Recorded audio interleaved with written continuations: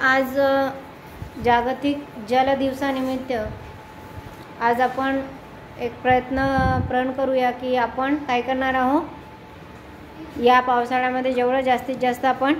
पाणी जमिनीमध्ये मुरवण्याचा प्रयत्न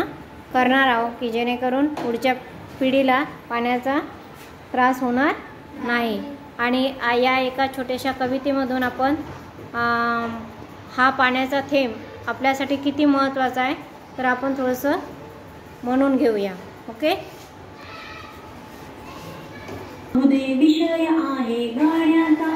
आभाळातील बहुमोलाचा थेंब आला पाण्याचा मोठी बनली सरसर येती वर्षे मधल्या सरी तुही ज्ञान पावते नितून जाते भागलते गणपरी कुणी या मोत्यांचा संचय करतो प्रश्न तुझ्या रे चिमण्याचा आभाळातील बहुमोलाचा थेंब आला पाण्याचा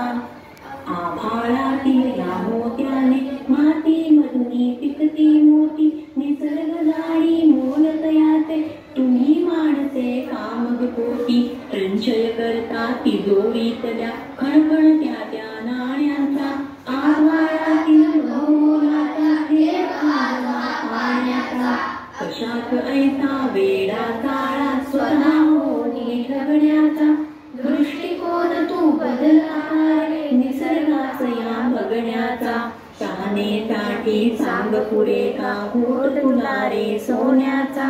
आभाळातील बहुमोलाचा थेंब आला पाण्याचा शब्द राहू दे अर्थ राहू दे विषय आहे गाण्याचा